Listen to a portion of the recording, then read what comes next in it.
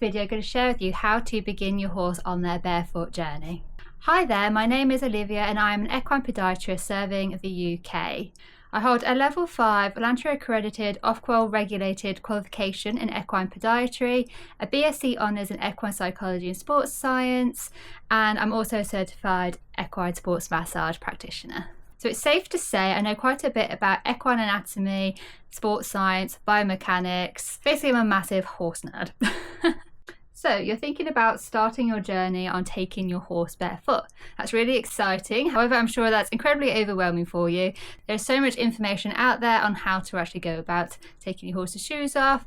There are many reasons why you may be considering taking your horse's shoes off. So one of them may be that your horse is currently suffering with pathology. So that could be anything such as navicular, laminitis, side bone, other bony changes in the foot, negative palmar angles, mediolateral imbalance. Perhaps your horse isn't able to keep a shoe on, has lots of hoof cracks, missing bits of foot, and you're a little bit concerned. Perhaps your horse has a serious case of bacterial and fungal infections such as thrush, central sulcus infections, white line disease, seedy toe, that sort of thing that you'd like to get on top of. Or maybe your horse has done another injury such as suspensory ligament strain, check ligament injury to the tendon sheath. That's quite a common reason why people will take their horse's shoes off and let their horses recover. Or you may be just incredibly curious. There might not be any pathology present now, but you'd like to increase the longevity of your trusted companion. Whatever your reason may be, you're in good hands. So this is an incredibly large subject and I couldn't possibly cover everything in one video. There are so many considerations when taking your horse's shoes off.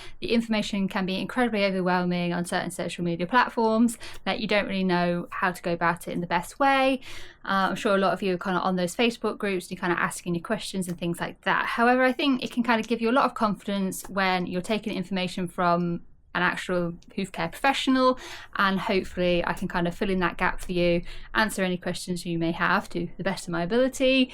And yeah, hopefully if I keep uploading content kind of around this subject, it will kind of build your confidence. That's kind of my biggest mission, is that I really want horse owners to feel empowered. I want them to have the knowledge to actually identify certain issues in their horse's hooves. I want them to know about how their horse's hooves and like the morphology of the hooves, how they affect the other parts of their body. I want to help unlock performance in their horses. I want to make sure that horses stay comfortable and that you can avoid things like laminitis, side bone, navicular, all of those awful things that can happen. So just a little bit of housekeeping. So whilst I am a qualified hoof care professional, this is my day-to-day job, I know what I'm talking about, I 100% recommend that you do keep in contact with your veterinarian whilst you're going through the transition process. Or if you haven't even broached the subject yet to your veterinarian, it's probably worth starting that conversation and they can support you and make sure that your horse stays comfortable throughout this transition. Going barefoot is very often seen as a last resort in my practice personally. So I have horse owners who obviously keep their horses barefoot, that's their preference, and they've got, you know, brilliant hooves and they've kind of been kept as a barefoot horse, you know, from young to their older age. But I do have some people that are obviously coming from a shod background and they've kind of contacted me because there's either a performance issue, a discomfort issue, the shoes won't stay on. It's never kind of because they want to be barefoot. I also get a lot of veterinary referral cases because the horse has a certain pathology. Again, horseshoes aren't staying on, they've tried casting, filling, gluing, all sorts, and sometimes taking all the packages off and going back to basics is kind of what helps the horse's hoof restore. It's a much longer game, so that's the first thing I will say. Going barefoot is not a quick fix, so that's kind of the first myth that we can get rid of. So first of all, number one, and this might seem a little bit out there, it's actually dealing with horse owner mindset, and that is one of the first things I do in my consultation. I really like to be quite blunt, obviously friendly, but I think a lot of clients feel that they can just take the shoes off and magically the horse is going to cope in the wide world. And it can come quite a shock to people that when you initially take the horseshoes off, the horse might be okay initially, but actually as the weeks go by, they start getting a little bit footsore. This is very normal. So mindset is very important. So it's understanding that you are probably going to get a lot of people questioning your decision to go barefoot, particularly in the early stages, because your horse is potentially going to be quite uncomfortable. They're going to display that they're quite uncomfortable, and kind of anyone that, you know, isn't, I suppose, read around the subject or has kind of knowledge around the subject, you might kind of get the odd comment that may deter you and make you think that, oh, I need to put the shoes back on. No one likes to see horses in discomfort, and all the things that I'm going to be discussing in future videos are obviously how to reduce discomfort in the early stages. So being able to almost, I suppose, let comments go over your head and kind of not get too emotionally involved with yard chat, that seems to be the hardest thing that a lot of my clients struggle with, is actually trusting their hoof care professional, trusting their team around them, and actually applying the recommendations. Second thing horse owners need to get their head around is that their hoof care professional is typically going to be there every 4 to 6 weeks.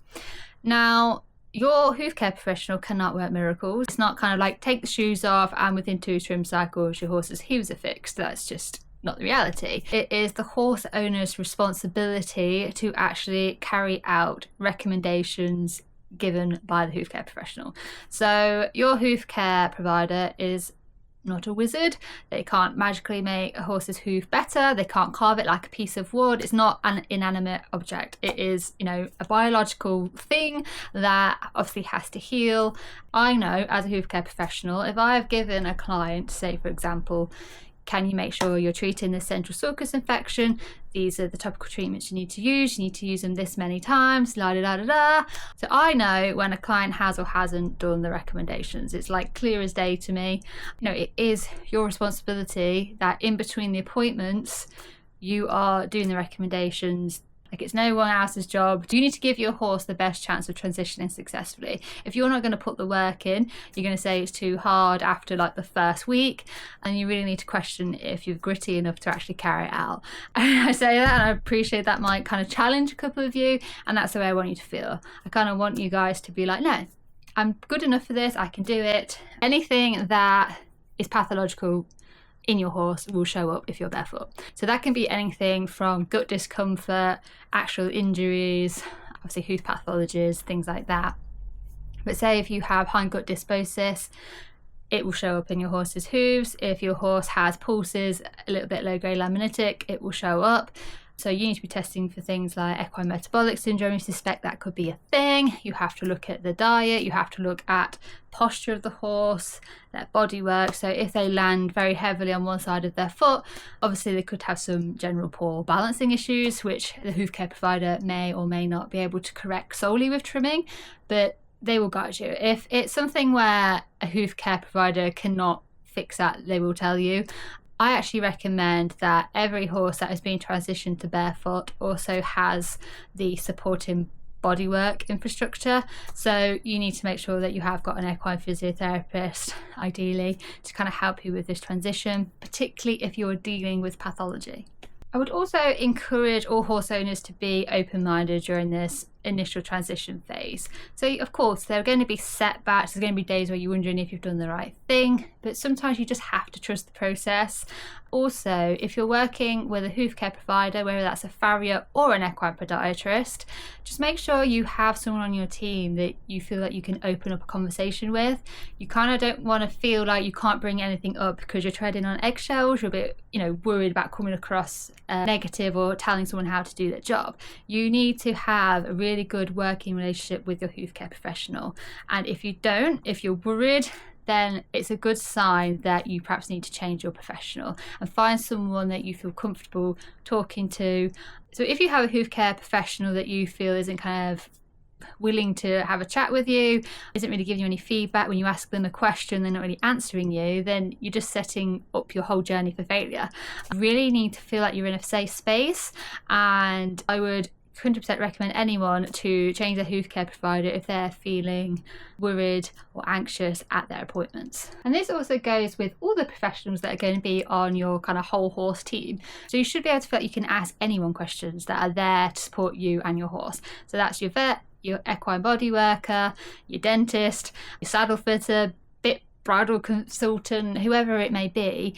Make sure you've got a good support network around you, because that's going to be super crucial. And hopefully you've all got a couple of horsey friends that are going to support you on this journey as well. So we spoke a little bit about your mindset. Now, what about your horse? So what I would say is be proactive in this process. So what I mean by that is, if you take steps in advance of you taking your horse's shoes off, hopefully you can either be better equipped for if they do become uncomfortable, or you're going to reduce how uncomfortable they are and probably for how long they may be uncomfortable for. So for example, say you want to take your horse's shoes off. At the moment they have 4 shoes all round.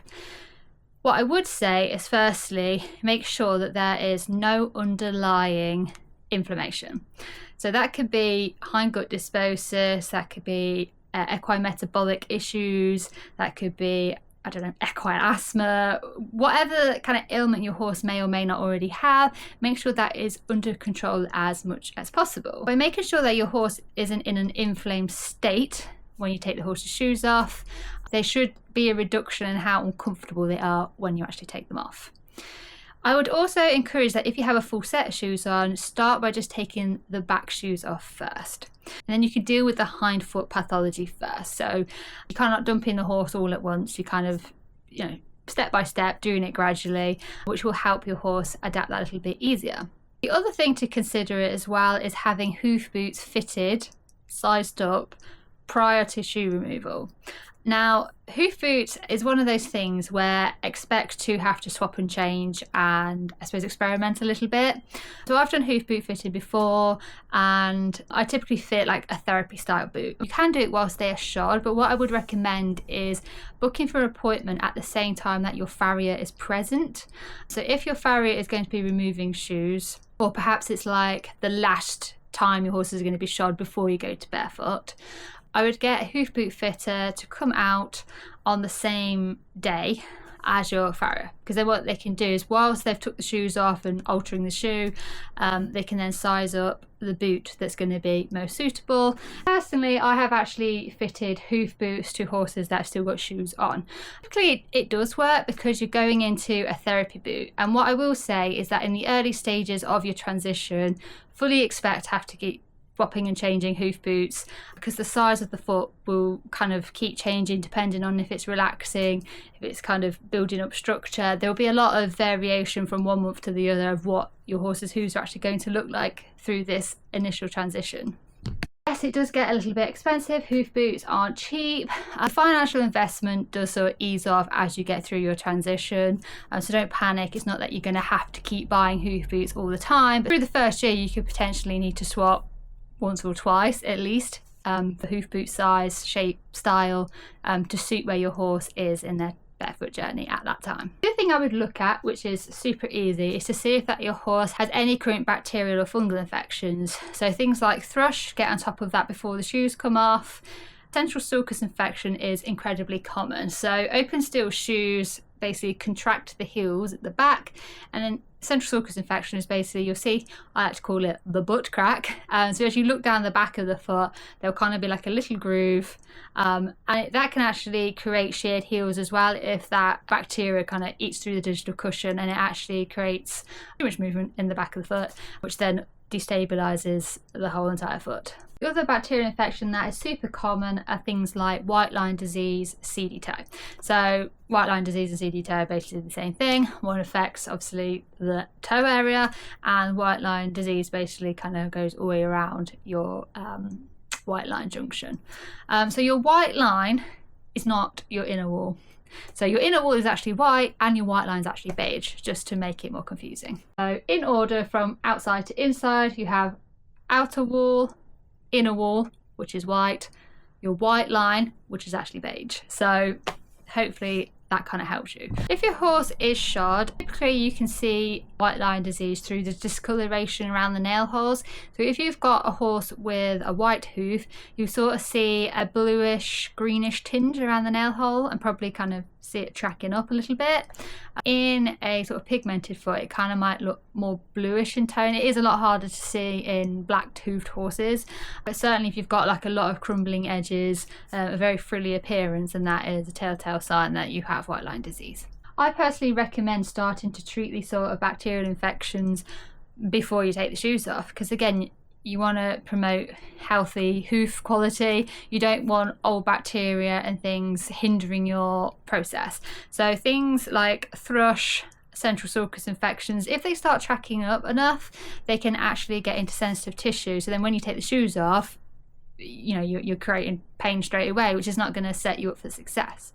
White line disease and seedy toe and things like that, well, basically they're going to affect the hoof horn quality and integrity, so you're more likely to have sort of breakages and things in the early phases, which is then going to make you panic, and you're going to think that your horse's foot is falling apart when it's just a bacterial infection. The other thing I would address is your horse's diet. So a lot of people go on about a barefoot friendly diet. What I would say is it's irrelevant. If your horse has shoes on or it's barefoot, the diet should be the same. I say that because it should be a species appropriate diet. Just because a horse is shod doesn't mean it should be fed lots of starch and hardly any fibre. That's just doesn't make any sense. So what I would say is evaluate your feed bags. I would look at your starch content, your sugar content, things like that, and just make sure that you can take nutritional advice and perhaps revamp that if you need to. Again, this is like a massive, wide cast subject. So whilst I am nutritionally trained to a certain level, I wouldn't say this is the scope of this video. Nutrition is a highly complex subject. So what I will do is link below some really good resources for you from people that are actually equine nutritionists, herbalists, zoo pharmacists, and they're kind of got the expertise to kind of help you, rather than me trying to cover all bases in one video, which is completely impossible. I would always recommend that you actually get an equine nutritionist to help you with this. It just seems the smartest way.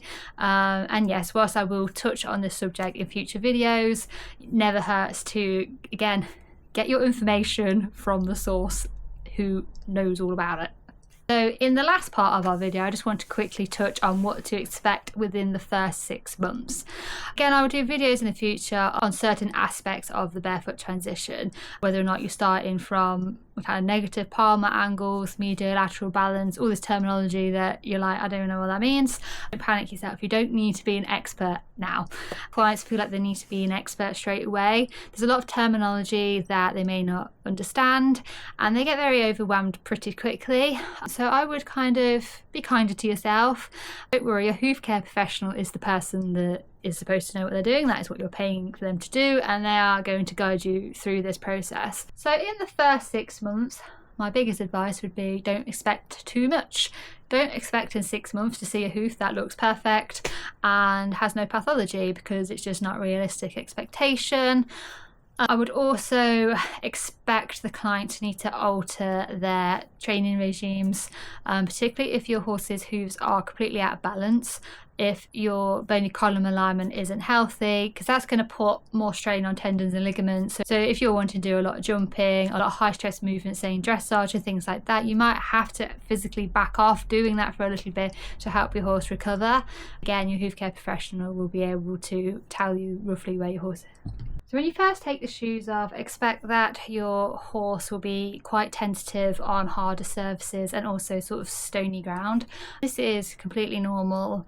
The other thing I would expect in 6 months is that your heel structures will start to relax. So where you had a lot of contracted heels and perhaps a bit of central sulcus infection harvesting previously, that will start to relax. Your horse's hooves will take on a much rounder shape. However, on the other hand, sometimes structures get worse before they get better. So very often you get a lot of sole exfoliation. You'll get what is known as sucky sole, or in technical terms, retracted sole. But that is basically where the inner parts of the sole, I suppose, become very thin, and you're kind of left with this lip. Kind of looks like a bowl in shape, and that shouldn't be mistaken for good concavity. And that's actually a sign of thin soles.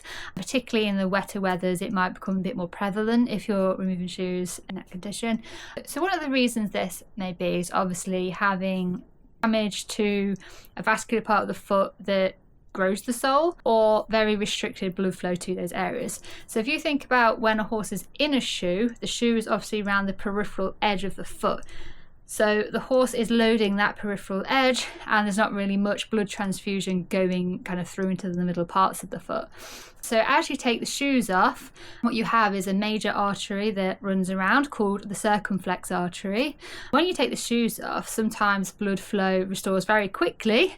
You may experience bounding pulses in the early days, a bit of heat, maybe even a bit of swelling. I have seen all three. As your horse has longer out of the shoes, this kind of blood flow starts to improve through the foot, and you will start building a bit of sole. In some cases this is easier than others. Some horses just create it and they make it in excess. For some other horses with worse circulation, they can take a long time to actually build any sole structure at all. In the early phases of your transition, your frogs may look a little bit weedy. Don't worry, these will start producing, and it depends on the time of year that you take the shoes off. So if you're taking the shoes off in sort of winter, when it's wetter ground, you might not produce as good frogs, whereas if you're going on kind of firmer ground where the paddocks are a bit firmer, that will put a bit more feedback onto the frogs, and they might get a little bit bigger a little bit quicker. But to be fair, providing that you're sort of doing your transition through all seasons, eventually it will come full circle and you will produce some good frog. If you're not starting to produce some good structure, then that tells us that there is a wider systemic body problem, and this could be endocrinology problems such as equine metabolic syndrome, Cushing's. Again, you could have blood circulation problems, gut dysbiosis, a worming burden. It could be a plethora of things that we then have to explore, but those first 6 months give you a good indication of kind of what's working and what's not, and you can reevaluate and set a new game plan going forwards. So my take-home message is well done for considering taking your horse's shoes off, and don't worry about being an expert straight away. Make sure you're working with a hoof care provider that you feel you can trust and have a conversation with. Expect you're going to have to do a lot of trial and error depending on your particular horse's situation. Accept that you're going to have people talking in your ear and telling you negative things and that you shouldn't do it and yada yada yada. Don't worry, there's a solution to every problem, and providing you become a solutions focused person, then we can get you through a barefoot transition, no problem. All in all, it's up to you, and I believe in you.